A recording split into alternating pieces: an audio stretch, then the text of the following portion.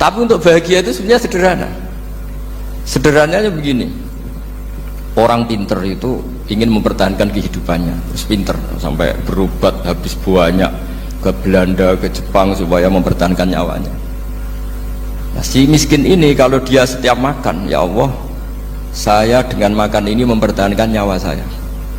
Sehingga makan itu satu kajian ilmiah bahwa ini luar biasa. Bahwa orang punya Alphard, punya uang 1 miliar, itu tidak mempertahankan sesuatu yang pokok, yaitu nyawa. Orang tidak punya Alphard itu hidup, nggak punya uang 1 miliar hidup. Tapi kalau nggak punya nasi 1 piring, nggak punya air 1 gelas bisa mati. Artinya apa? Orang miskin itu yusyarikul aghniya, sama dengan orang-orang kaya dalam hal kepemilikan hal-hal yang pokok. Tapi kadang-kadang orang miskin itu ya nyon sewu agak belagu, sudah miskin ingin punya Alphard, sudah miskin ingin punya uang, ya dia tersiksa. Harusnya cara berpikir, nggak punya Alphard tuh masih hidup, nggak punya uang 1 miliar masih hidup. Yang punya Alphard hidupnya juga pakai nasi 1 piring, yang punya uang 1 miliar juga pakai nasi. Ya kalau itu kan sama, saya punya. Kalau gitu kan bisa miskin rasa kaya. Itu memang harus dilatih. Nah, kalau orang kaya kan rumahnya banyak di mana-mana. Memangnya kalau rumahnya banyak di mana-mana terus tidur di sini 1 jam, di rumah itu 1 jam, malah nggak bisa tidur kan? Tetap aja yang dipakai 1 kamar. Itu gunanya apa punya rumah banyak? Setidaknya zaman miskin itu dia berpikir gunanya apa punya rumah banyak untuk dipakai ya hanya 1. Meskipun suatu saat kalau dia kaya juga berpikirnya agak rubah. Ya penting punya rumah banyak biar kemana-mana punya rumah, nggak apa-apa. Tapi sementara masih miskin jangan berpikir seperti itu. Nah yang menjadi miskin kacau kan sudah miskin berpikirnya gaya orang kaya, itu kecelakaan itu. Lah itu ilmu, maksud saya itu ilmu. Sehingga dulu Nabi ngajari orang miskin itu sederhana. Ketemu orang miskin sama Nabi diajarkan.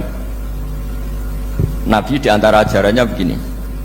Ada seseorang man asbaha, orang yang setiap harinya mu'afan fi jasadi, dia sehat, aminan fi sirbi, negara dalam keadaan aman, tidak dalam ancaman, indahu qutu yaumi, dia hari itu punya makan, faka'an nama khizat lahu dunya bihadzafiriha, berarti dia sudah punya dunia dan seisinya. Karena polanya sama. Buat Presiden Amerika itu yang untuk mempertahankan nyawanya ya makan pokok dan minuman pokok, bukan jabatannya sebagai presiden atau punya uang triliunan. Orang paling kaya di Indonesia juga gitu, untuk mempertahankan hidupnya juga dengan makanan pokok. Dan itu orang miskin punya. Kehidupan paling top itu apa? Ya kehidupan yang mempertahankan nyawa itu yang paling top, lainnya itu enggak. Karena mempertahankan nyawa ini super penting dan orang miskin bisa. Nah, saya berharap ilmu seperti inilah menjadikan dulu itu kuat ketika melawan Belanda. Kenapa kuat? Karena mereka gampang syukur. Barokahnya gampang syukur itu selesai dengan dirinya sendiri. Kalau bahasa intelektualnya itu, orang kalau sudah selesai dengan dirinya sendiri bisa berpikir memanfaati pada orang. Dulu orang-orang miskin ketika era sahabat, termasuk era para ulama yang mendidik para umatnya, itu selesai dengan dirinya sendiri. Nah sekarang banyak orang miskin juga termasuk orang kaya, bahkan belum selesai dengan dirinya. Wah itu angel, ngajak jihad angel, karena dengan dirinya saja belum selesai.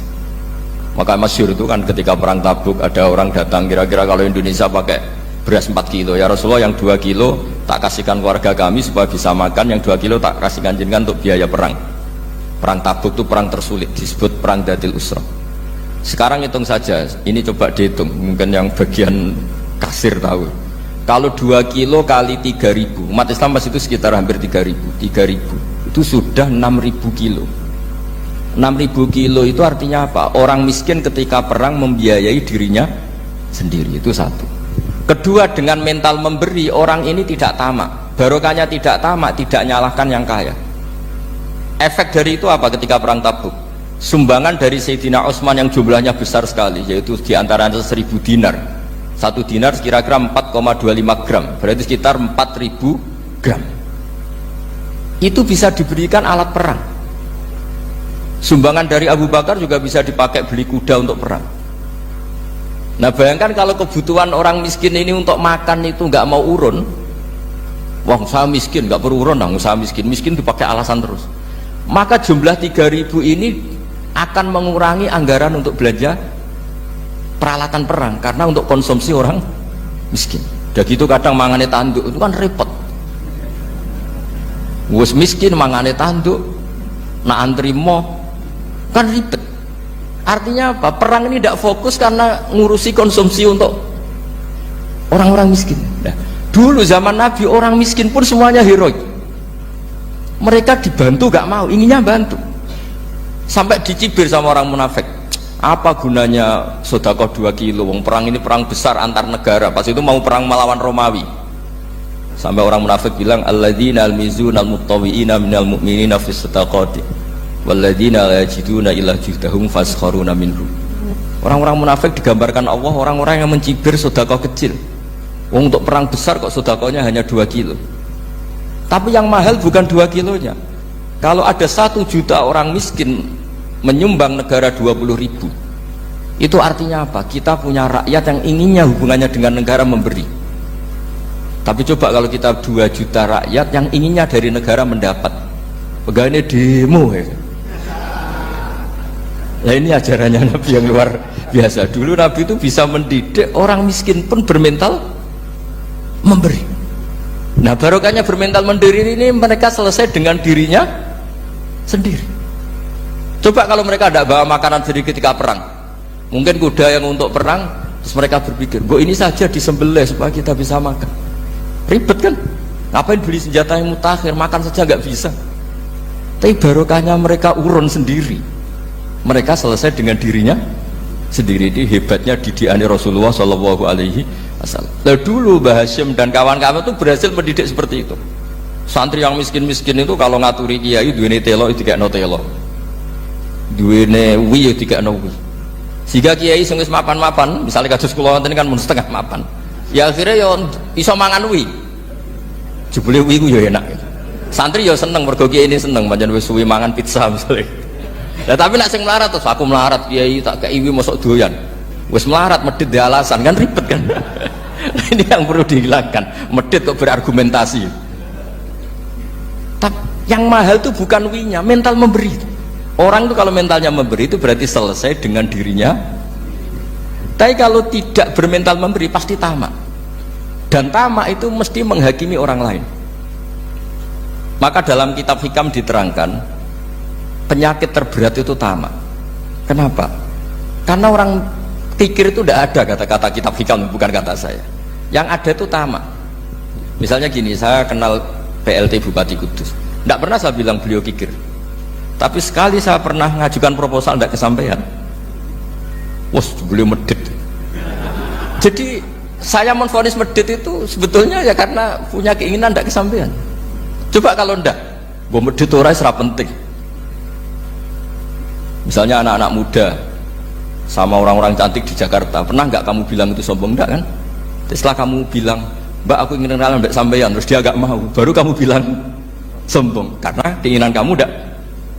Nah, bayangkan kalau orang bermental tomak, kayak apa bangsa ini? Nah, sahabat itu dididik oleh Nabi, tomak itu selesai karena keinginan mereka memberi. Sehingga Indonesia bisa merdeka begini itu barokahnya didikan ulama, semuanya ingin memberi. Dulu belum ada negara, tentara-tentara kemerdekaan kalau di kampung-kampung itu ya dibiayai donatur-donatur, termasuk bahasa saya, buyut saya dulu. Itu berapa ton aja beras untuk pasukan Hizbullah, pasukan TNI. Di Aceh ada Daud berih, ada yang baca berueh. Jadi baca aja kayak kira asap ada yang berih, ada berueh, saya juga gak tahu orang Aceh kalau baca berih. Nyumbang berapa emas untuk kemerdekaan Indonesia. Yang Kesultanan Jogja Legowo, Jogja tidak lagi negara tapi diberikan bagian dari Indonesia dan seterusnya. Nah, jadi semua ini barokahnya didikan Rasulullah SAW yang diteruskan para ulamanya bahwa nomor 1 didik masyarakat itu bermental memberi. Dengan bermental memberi apapun kecilnya ini selesai dengan dirinya sendiri. Itu kalau sampean nggak punya mental memberi nanti pulang dari Pemda, sok acara di kabupaten berkata ini ribet itu.